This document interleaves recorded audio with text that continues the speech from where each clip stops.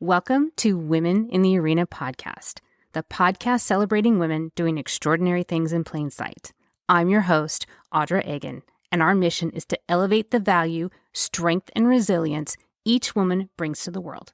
Without further delay, let's go ahead and start the show.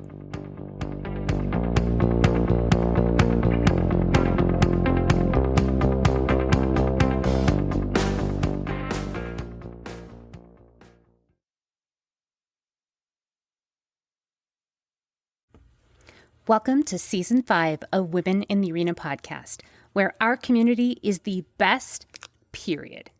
If you are new to our community, first of all, welcome, and let me introduce myself. I'm Audra, your host, and I want to change the world. And I want to change the world one woman at a time. And I'm going to do that by celebrating them doing extraordinary things in plain sight. And I have just gotten started. I am of no shortage of interviewing amazing, fabulous women all over the world. So I've got lots of work to do. So I better go ahead and start the show. Don't wait for tomorrow. Live for today. Keep chasing the sunshine and go out and play.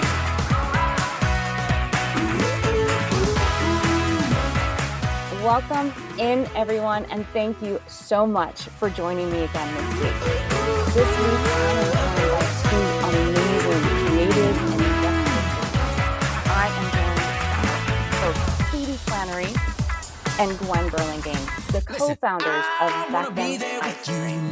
Not only is this ice cream extremely special, they are just adept at putting a need in the market, in opportunity, and for themselves. It is both my pleasure and my honor to introduce to you Katy and Gwen. Ladies, thank you so much for joining me today, and welcome to the show. Thank you for having us. This is so fun. Yeah, we're excited to be here. I am so excited to have you here, and you and I happen to be happenstance. I actually found your product because I am lactose intolerant, and you, Katy, are also lactose intolerant. So you created a product because you want to eat ice cream again. Yes. Tell us a little bit about how the two of you combined forces with your skills and created a product that really didn't exist before. At least not something that was made with actual milk that wouldn't make people sick. Yeah, so I grew up in New England and grew up loving ice cream. My family, if you were offered ice cream and said, no thank you, the next question immediately was, are you sick? So I just grew up in a household where it was a tradition to have ice cream before bed, and it was something that I really, really enjoyed. As I got older, I started to realize that I had trouble with lactose and was lactose intolerant, and so my options on the market to be able to participate in not only the food that I love indulging in personally the most, but to be able to enjoy with my family and with my friends, my options were really the dairy-free alternatives, so the soy, almond, and coconut milk-based products, which have come a long way, but are always viewed as an alternative. As I, got older and started to really embark on my own personal food journey, and that really started in college where I met Gwen. Gwen had a front row seat to a lot of personal experimentation with food, like trying to figure out which foods worked best for my body. And so I used to say, because I just couldn't find what I was looking for, I would say, one day I'm going to create the best lactose-free ice cream there ever was, so that no one will ever be able to taste the difference, and you'll all be excited to eat it with me. And so after we left college, I went on to be a nurse. Gwen went on to work at L'Oreal in New York. We came back together a couple of years later when we were with friends. I had started creating the recipes just for myself, because who wants to live their whole life not having ice cream? So a need that was, really mine, I continued to share with my friends and have them try the product. And Gwen has always had a passion for entrepreneurship. So she was like, this sounds awesome. I love food, and there seems to be a white space here. So let's do it. So that's really how we took it from my personal need, experimenting in my kitchen, Gwen and I coming together, and our shared passion for food and for experiences that we get to have with our friends and family with food allowed us to create Beckon. And I will speak from my own personal experience and echo yours. I have not been able to have ice cream, like actual real ice cream made with milk, in well over 20 years. I discovered my intolerance when I was in my late teens. And for those of you that don't know what happens, let's just say it makes you sick. It's not a pleasant experience. So it is not. The pain, Not something you want to have on a date. No, that was really the turning point for me. Was like, I didn't want to have like my lactate pills like out on the table when I'm on a date. Like, no, thank you. So it's the social stigma. It's kind of funny. We try to play on that with our marketing, and I am so happy to hear that you found our products. That's the goal. That's the dream. That's been the dream since we started, is that customers across the country, just like us, and who it's either for themselves or for a family member, that they are walking the aisles of the grocery store and they're coming upon this ice cream, which we're not saving the world. Like, it's ice cream. Like, it's meant to bring joy. And so our hope is that we're delivering joy to people who haven't had a chance to find it in the way that maybe they've wanted to in a really long time. I was just going to say that to Audra, your story is kind of like our quintessential customer story, that, we know these customers are out there and that we wanted to create this for. Like Katy mentioned, I'm not lactose intolerant, but I love ice cream. My family was very much the same way as Katy's. I think we bonded over that ice cream was just a normal occurrence. So when Katy created something that had the same delicious qualities of ice cream that I loved and I can eat, I thought that was really, truly special. And that's kind of the entrepreneurial path. Usually you have a problem and then you find a solution. And that's kind of one of the most complete ways that unexpected entrepreneurs find themselves going down this path. And that was kind of what Katy did. And I just thought it was such a wonderful idea to fill that hole.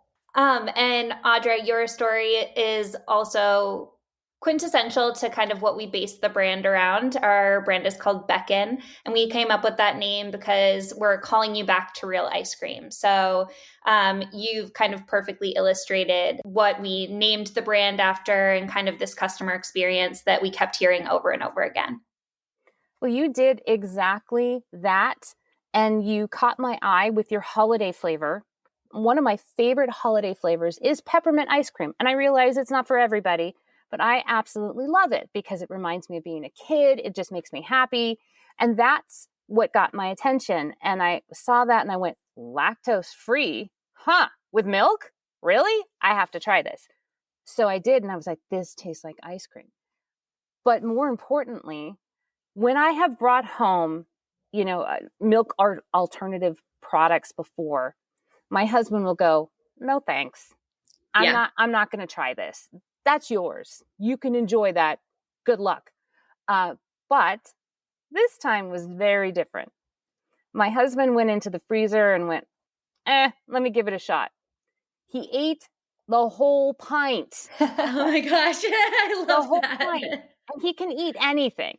I mean, he has a stomach of steel. He can absolutely eat anything, and loved it. So you got a 2-for-1 with us. Yeah. And you amazing. Thank you. Two insights that we've seen as well. So the first being that, but this is an ice cream that, because it's made with the same ingredients, can be enjoyed by everybody. And so that's kind of exactly what happened with you guys. And then also, a lot of times in alternative products, and we saw this with lactose-free ice cream in the conventional side, there aren't as many flavors available.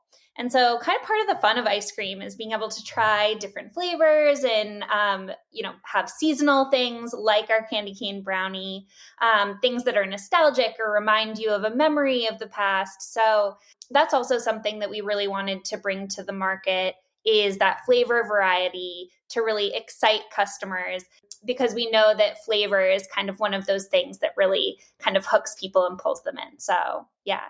So that's awesome. We're so happy to hear these stories. Yeah. And I didn't feel left out anymore because and Katie, you can probably relate to this. There's this degree of being felt left out when you can't participate with, family Sunday night or whatever it is. You just sort of feel like, eh. And I realized, like you said, we're not saving the world here. We're talking about ice cream, but there is something comforting about being able to enjoy this nostalgic flavor and enjoy it with my family, and my family enjoy it with me. And, let's face it, right now, anywhere where we can grab a little bit of joy is a good thing. Yeah.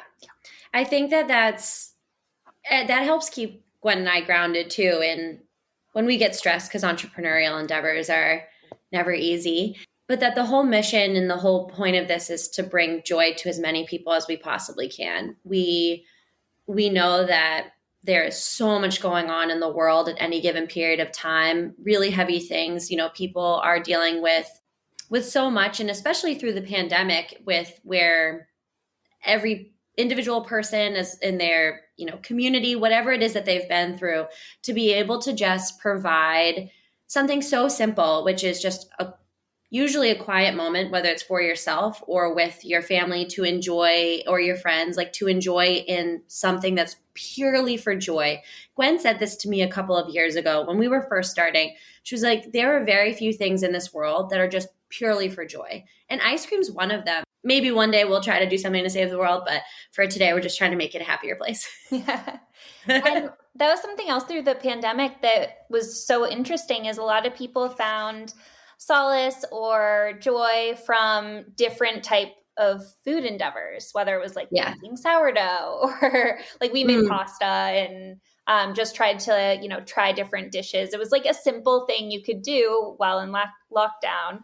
I don't know, just was a happy, fun thing to do with the other people in your household. So it's all those types of little moments over food or over ice cream that we want to create. Well, you certainly have done that. And as I explained in the beginning, and Katie has given me a perfect segue, is that your true passion and your true talent is to recognize a hole in the market and fill it. And your first endeavor was obviously ice cream. However, that was not an easy trip to take, not an easy journey to go on. And you found yet another hole that you realize that needs to be filled. And Gwen, you spoke about it just a little bit about it's not an easy life to be an entrepreneur.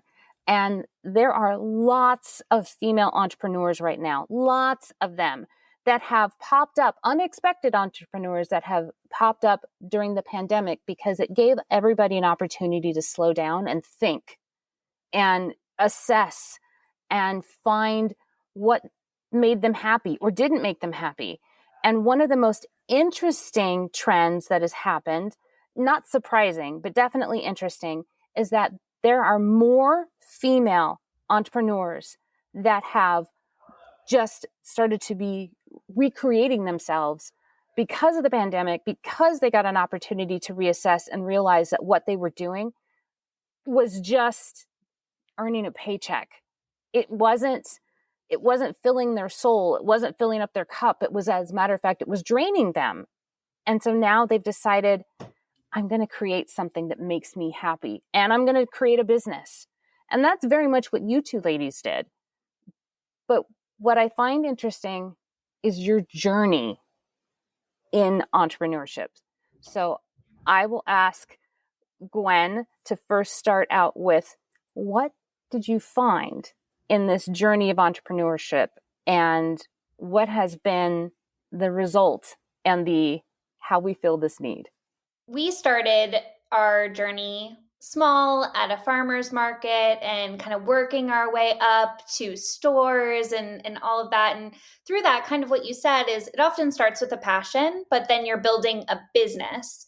So sometimes, when you're building a business, you need things like capital and, advisors, or eventually board members and people to support you, organizations to support you. And I think that Katie and I have been both pleasantly surprised in some areas and also discouraged in others. We've definitely found that the path for a female entrepreneur has some challenges. And I know there are tons of people out there kind of trying to sort this out, but it's something that we feel really passionately about. When we first started, I know, Audra, we had talked about this when we first started, and we were going out to raise money so that we could expand our business, go into bigger manufacturing, all of those types of things. We got told things like, you guys would be a lot more successful if you had a male co-founder. And, part of me looking back on that wants to get angry at that person for saying that. Well, I got angry for you. Yeah. But it's really not that person that we should be angry at because, especially at that time, which was about like 3 or 4 years ago, he was probably right. And even now, the statistics show he was probably right. So it's the statistics and the things around that we want to be a little mad about and that we want to change. And so in whatever way that Katy and I can, through our journey and through trying to knock down as many barriers as we can help kind of pave the path for somebody else. That was something that we've certainly discovered on our road. There was also a woman who said that to us early on. And to Gwen's point, can you really be mad at the person for their comment? It's hard. I go back and forth over it. But their personal experience and their career journey and trajectory, it was operated in a man's world. And so they were taking their personal experience, what they were seeing, and sharing with us a way that they thought was going to be like a faster path for success. But nothing's going to change if we don't start to change. And so it's been interesting for us really thinking about, okay, rather than, all right, what's some way that you can circumvent the issue? What are the issues there, and how can we kind of go to the root of the problem and start kind of chipping away? And how can we create relationships with other female entrepreneurs to make an impact as well? Because we know some other really badass female entrepreneurs, which is, really exciting to see. Yes. No doubt. I mean, and the statistics show that female entrepreneurs, when they create businesses, they are successful. I mean, they are the most successful businesses because, let's face it, women are scrappy. They've had to be. It is actually part of our DNA. We don't have a choice. And these businesses become mega businesses when they are, when female entrepreneurs get a path to success. And like I said in the beginning, many women have entered into the market of entrepreneurship because they have found that their work, where they actually make a living, is either too confining, it's not fulfilling, it doesn't fit, all of these things that they're coming to discover because they got an opportunity to slow down and be quiet and think. And they realize, I've got so much more to give. There's so much more to me than what I'm being asked to do here in exchange for a paycheck. Right. And I mean, we're not getting any more time. So what are we exchanging our time for? And I think that is something that we've all been thinking about, going, is what I'm exchanging my time for worth my time that I'm not going to get back? Yeah. And a lot of us have said, I don't think so. So what is your journey continuing to look like? Obviously, you've been successful.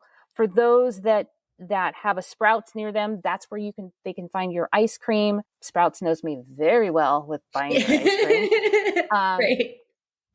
And so that wasn't easy. But what was the journey like from farmers markets to Sprouts and other stores? I mean, there was so much in between that. Give us a little insight into that and a little perspective for those female entrepreneurs that are out there going, I don't know where to start. Yeah.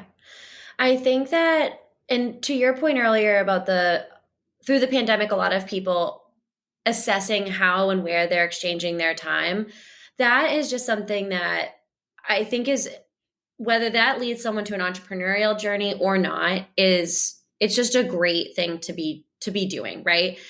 Where time is linear and it's moving in one direction. So you really only get one shot. And that's just something that I don't know, Gwen, speaking for you, but for me, I've always had that kind of in the back of my mind. Like, if I have one shot at this and it for an undefined amount of time, how can I make sure that even if it's just like a small impact for my immediate community or something, like how can I make my time worthwhile? And maybe women or people that are really passionate about seeing more diverse founders or more diverse businesses or more ideas get off the ground, even if you don't find yourself saying, starting my own company makes sense for me. There's a ton of ways that you, even as an individual, can be supportive of these small companies, whether that's through your purchasing power at the shelf, because I think that that's something that, we as consumers really have the power of our own dollars. And also too, Gwen and I have,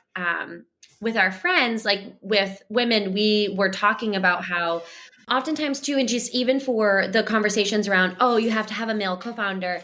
Part of that is because, like, with business, men have had so much time socially as well as professionally talking about money. And so Gwen and I also, through our friends who are entrepreneurs, like, we talk about money, whether that's our businesses or whether that's personal investments, with lower barriers to entry and without it being like an uncomfortable conversation. And so we were kind of talking amongst our peers, and there's a lot of women in our peer groups who are just interested now as professionals having money. Where am I going to put my dollars? What does that look like?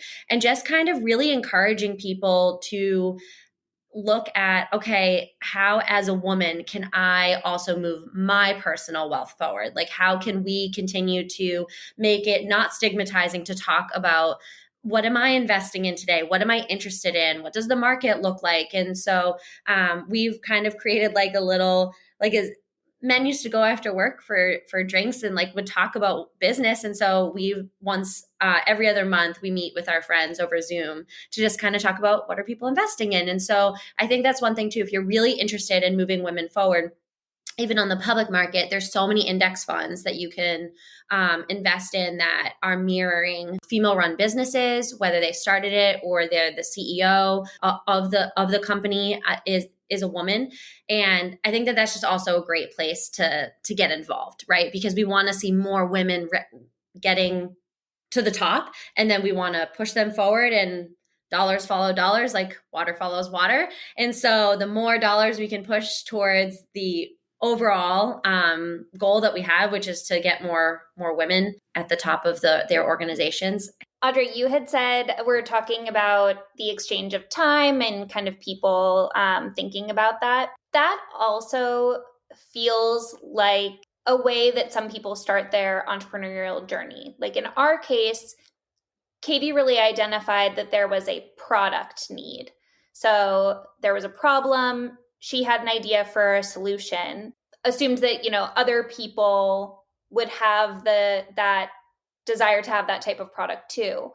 But I also think for some people, it's not so much putting something out externally, but maybe there is a need within their own satisfaction. Like they want to find an outlet that fills their cup, as you said, or serves their passion, or allows them to distribute their time more evenly between work and family life. Like whatever that need is, that also we've seen people kind of find their entrepreneurial journey that way, which is also just as good of a reason than finding, a product need out there. So I just think that's kind of interesting too for people to consider, because as you said, our time is valuable and we want to figure out how best we want to spend it. So. And I think that is a fantastic point, because, maybe there aren't women out there that decided to be an entrepreneur, but they decided that they needed to use their time for more worthwhile causes. Maybe they decided to make time to read when they've been saying, I've been wanting to read for, but I don't have time. Or learn a new skill or whatever. But I think that having that assessment of what am I exchanging my time for is something that we haven't done before. At least speaking for myself, I didn't do that before. I was too busy. I was too busy doing the things that I never dawned on me that I was changing or exchanging my time for these activities, and were they worthy of that exchange? Because that is extreme and a very, very expensive exchange. And I hadn't thought about it that way until recently. So there, like I said, there's so many women out there doing that same assessment, and a lot of them have come up with this idea of entrepreneurship. And the journey is not easy, as we've said before. And how, like I said, how did you get from one side to the other with all these obstacles in front of you? With people saying, if you had a man with you, this would be so much easier. And maybe they didn't say it in a way that was a demeaning way. Maybe they were just, especially the female person. Okay, I'm giving the benefit of the doubt. But, it's, who knows? But there's got to be a better way. So what did you figure out in that in-between space? Yeah, I think that, again, Gwen and I did not come from food. So the first thing about being an entrepreneur is you kind of have to be an insatiable learner, right? Like and that was one of the things that for my career path that I was in, it was incredibly fulfilling work, felt like really important work as well.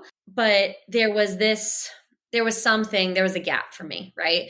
So I always have just kind of had that kind of creative mind where I'm looking at gaps, and Gwen and I talk about this, and it's like, I'm more of like a sunbird entrepreneur. So I look at like the way that things in the world are and how I can combine them to like create new or different products, where like I'm not like an Elon Musk that's like all of a sudden like I'm gonna be like, let's go to Mars. Like so I'm just constantly looking and assessing. And so I had like a couple of ideas, right? So if we go back to the beginning, this was one of my needs. But I used to carry around this little think tank and I think anybody who's interested in starting and just kind of has this itch, right? It's just something that like gnaws at you. And so I used to carry around these little moleskins, and I called them my think tanks, and I would write down my ideas and how I wanted to go about starting to tackle or investigate these ideas. And so that's really the beginning, is just what is that thing that continually keeps coming up that you're like, oh, it's starting to solidify. It's gaining more power. It's gaining more energy within me.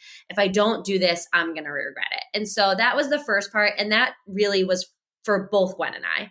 And so then coming together, and I think to your question of how have we gotten from point A to whatever we can define as point A, but to where we are now, we've gotten there together. Like for everything that we've done from the first business plan that was literally 40 pages long that Gwen put together, because Gwen went to she went to I the did business a very school. academic version of what a business plan is.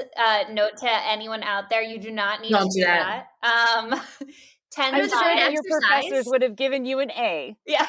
Well, I would have gotten an A++, but we would then bring it to other people and they would be like, I'm not reading this. And so, we sat down, we really did that together, investigated the market. And that's the other thing about having a passion. This, as an entrepreneur, passion is essential, because it can't just always be about the money. Hopefully the dollars follow the successful journey, but it's a long road. And so what gets you up every day and what gets you through those really hard parts should be the passion and what it is that you believe in and what it is that you're trying to build and create. But it still has to be a business. And so that's, I think, one of the biggest pieces for our suggestion for budding entrepreneurs out there is ensure that your idea is actually like going to be able to address an addressable market and to be able to create a true business model, and in whatever industry that is. We did that and started that process through the farmers market. The farmers market was really meant to be a testing ground for us. We knew from inception, we always wanted to be a grocery store brand because of that feeling of disappointment in the grocery store for myself. that's where we felt like we would be able to meet our customer and meet their needs best. Our goal is to be solving this problem for as many people as we possibly can. And the way that we can get scale to do that is by being in grocery stores. That's another thing that we've done so many things wrong, but one of the things that we did right is we've always built the company with the end in mind. And the end in mind for us is grocery stores. So as entrepreneurs, there's many different ways to be successful. And there's so many different opportunities that will come, and just the more distracted you get, the harder it is to accomplish the task at hand. And so for us, really making sure that the guardrails were up to, is this going to help us get to the goal of being a grocery store brand? Yes.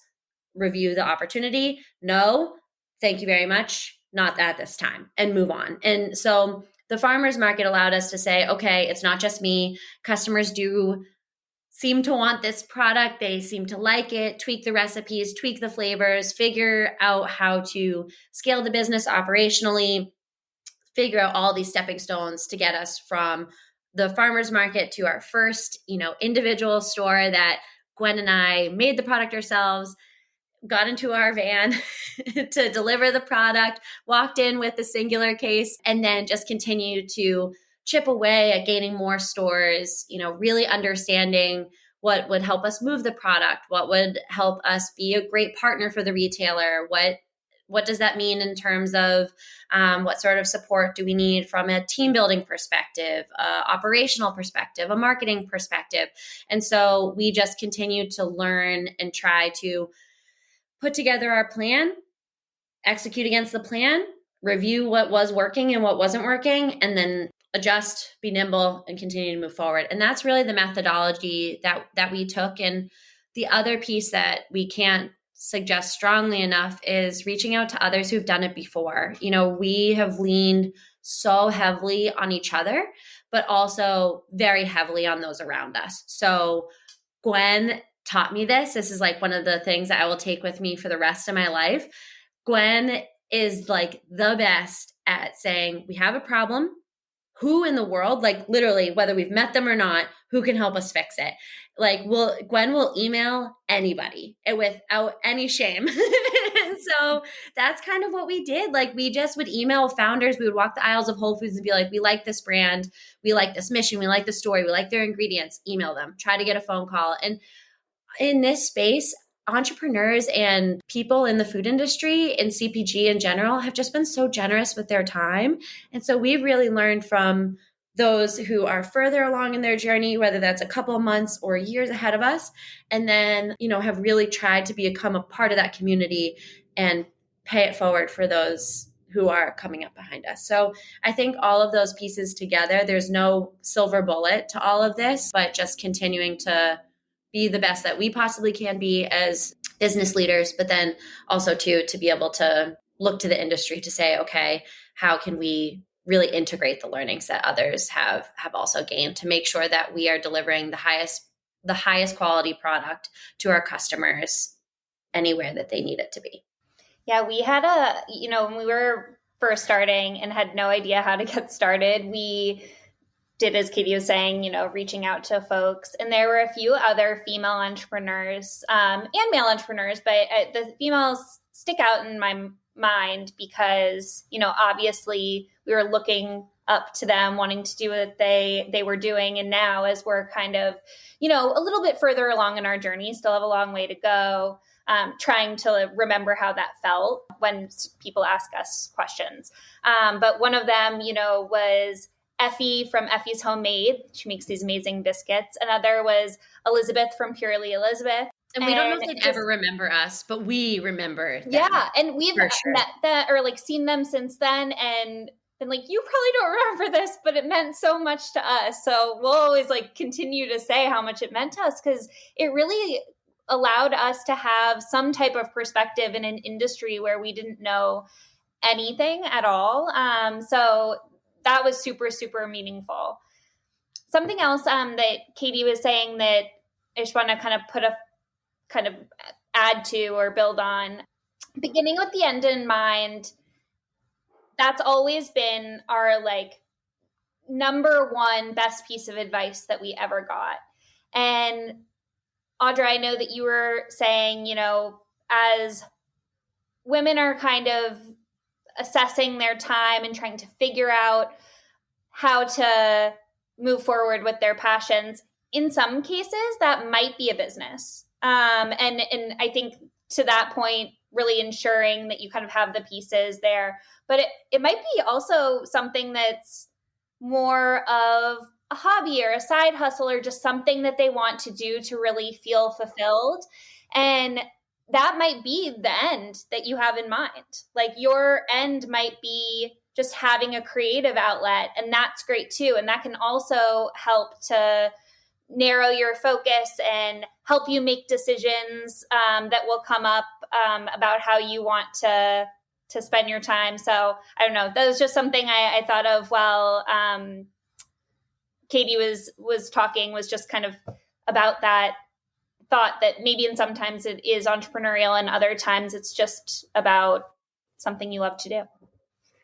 Did you ever at any time have that gnawing voice in the back of your head going, can I really do this? Yes. Who do I think I am? That Every day.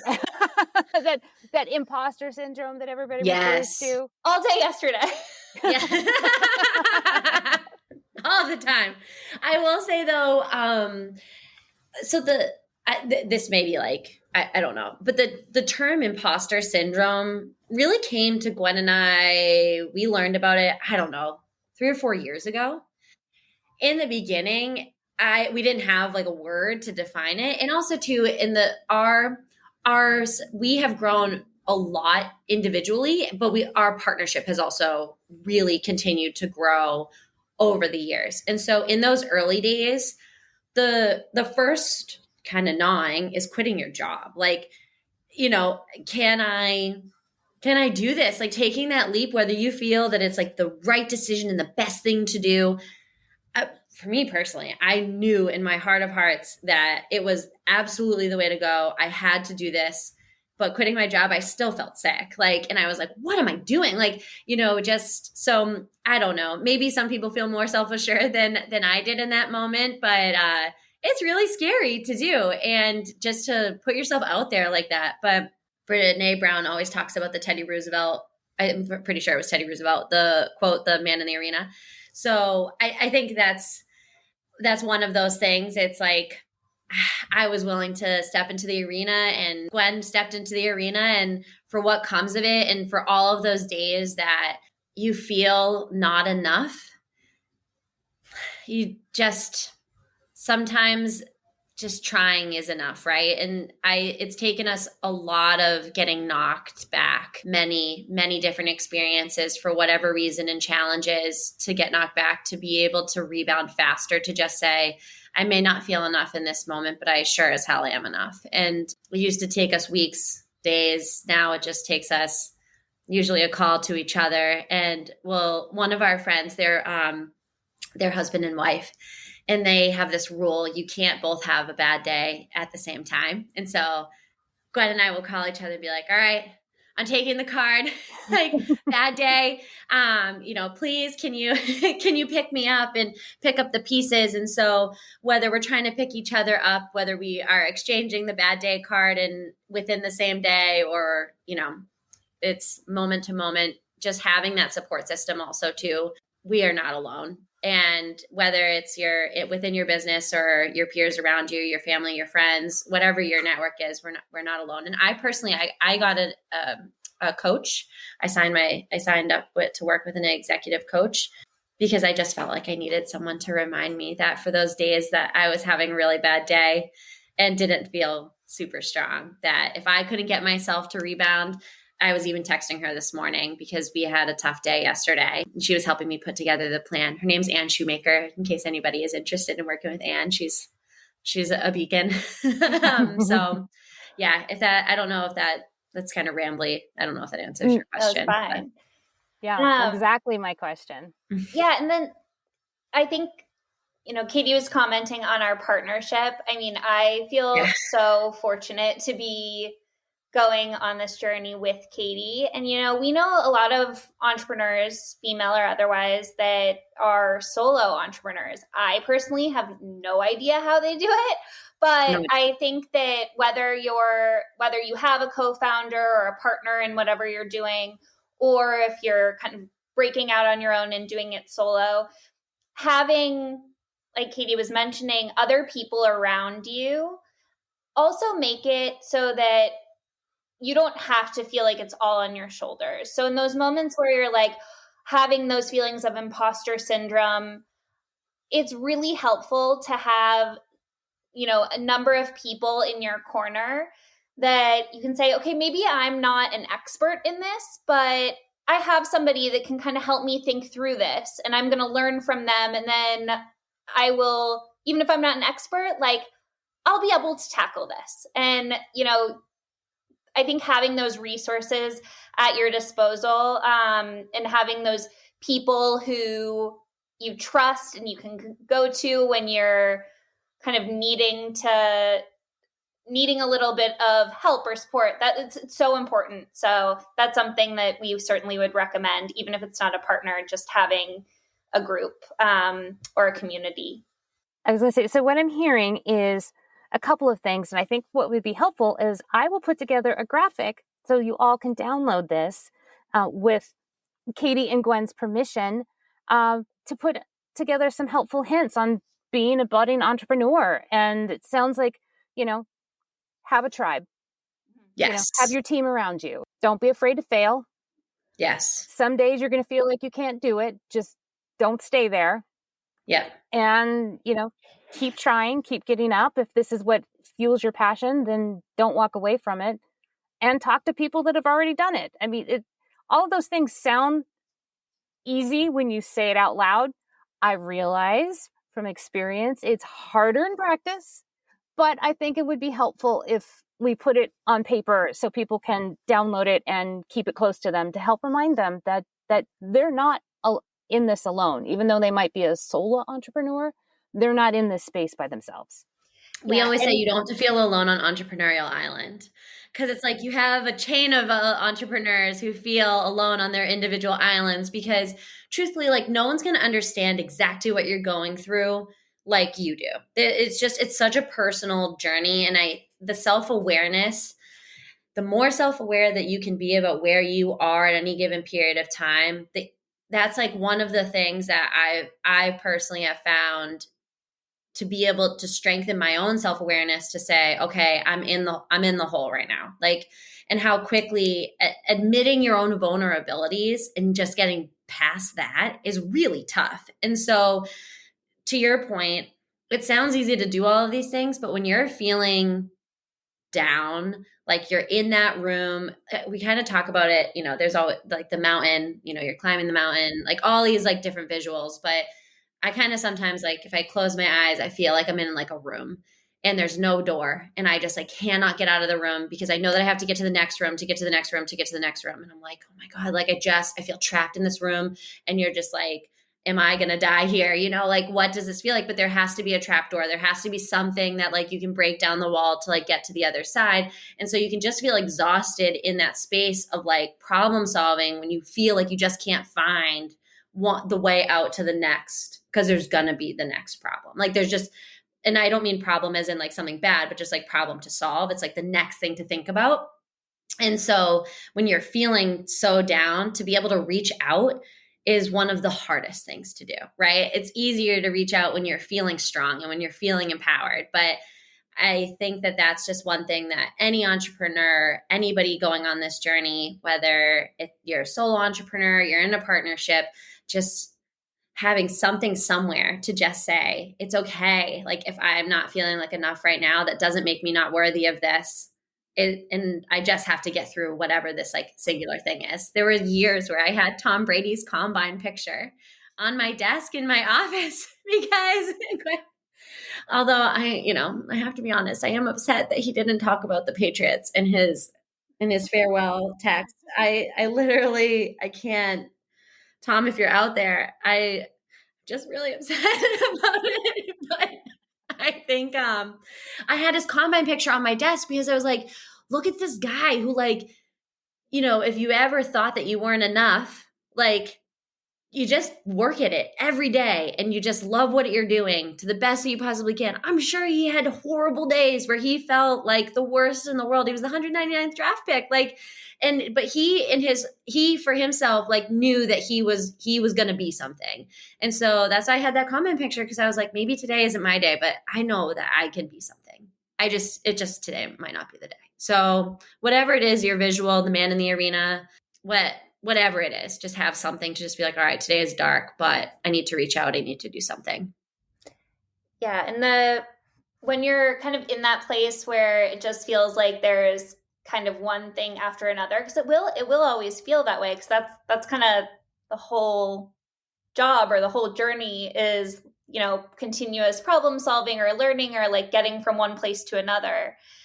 I used to totally roll my eyes when people would be like, you have to enjoy the journey because that's all it is. Like, you're like, oh, okay, well, this sucks sometimes. Okay.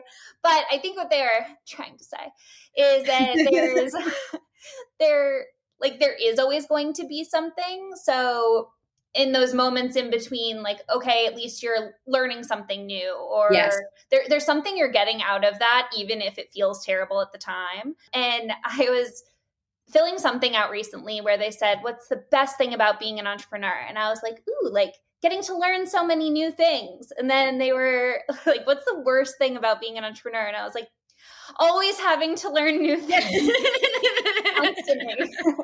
And so it's hard because sometimes, you know, it is really like the best and the worst thing. So just continuing and keeping on going and knowing that like once you get through that there's like something really good that, you know, you've achieved and is yours, or, you know, that piece of knowledge that you'll always have. So yeah, little things to get us through the days. Oh, and I think too, Gwen, to your point about the things that people tell you in the beginning, people would be like, oh, this is really hard. Are you ready? And like, we were pretty young, you know. I was like, oh yeah, good energy. Like, how hard could it possibly be?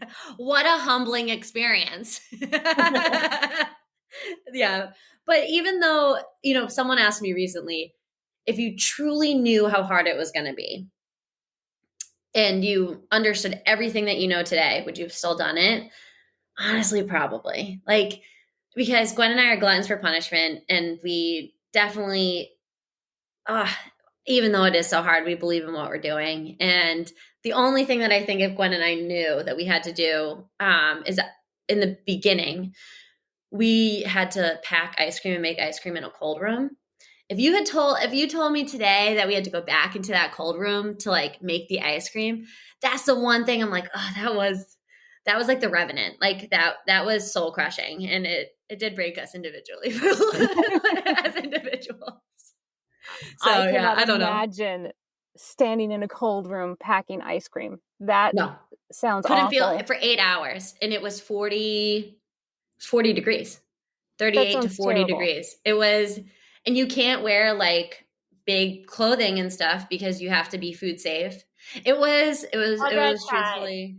I cried. Gwen cried. She did, Gwen. I wasn't gonna say it, but Gwen never cries. Gwen is tough as nails. Like this girl, it was horrible.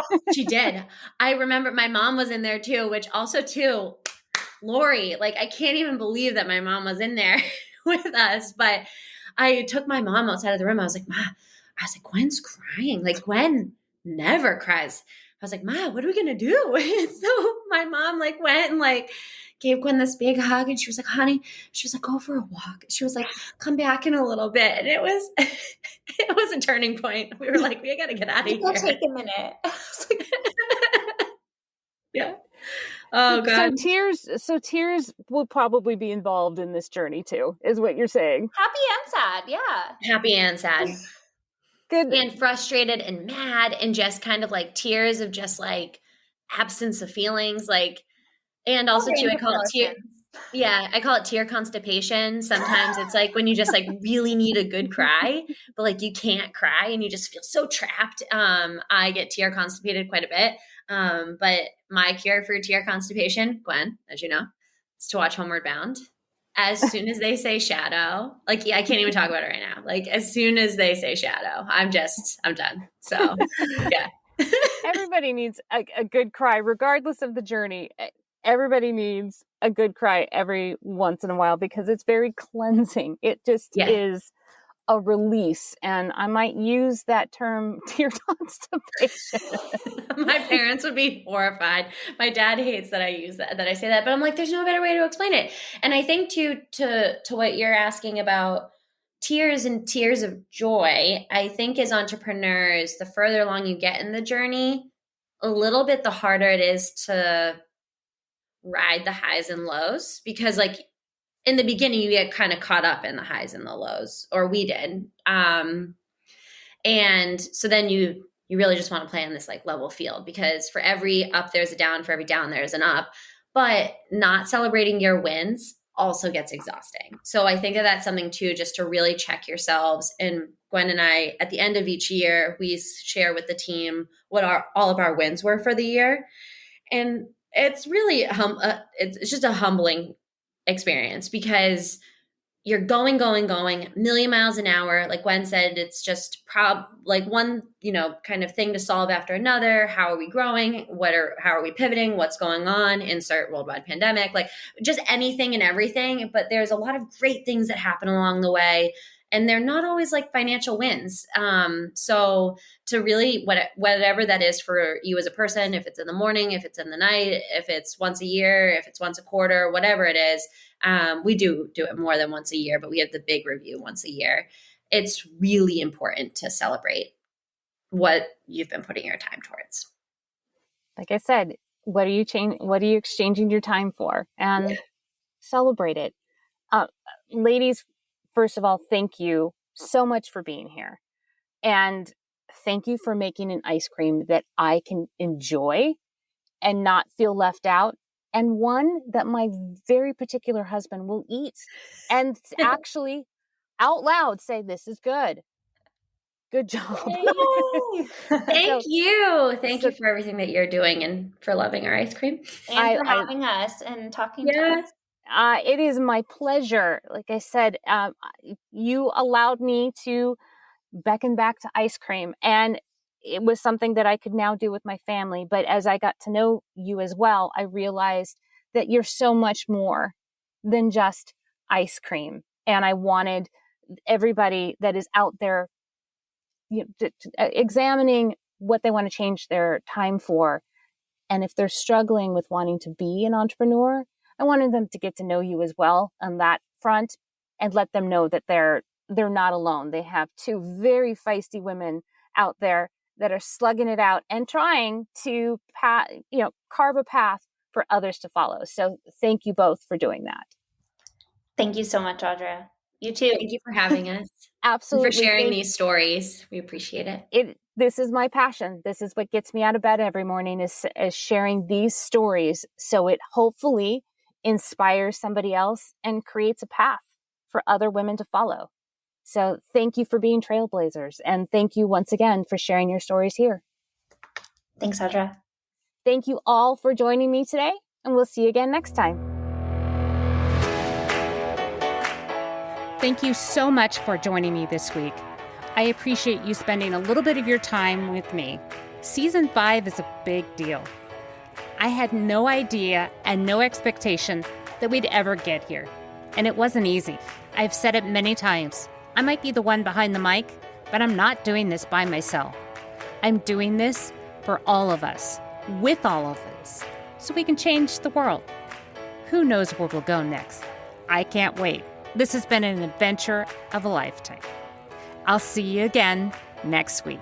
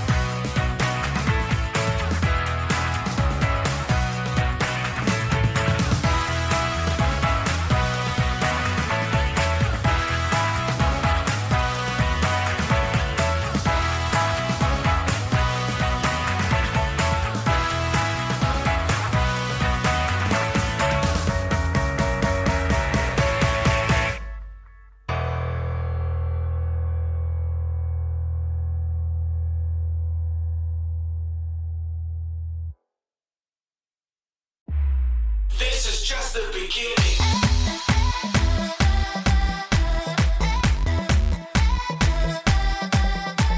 That's our show.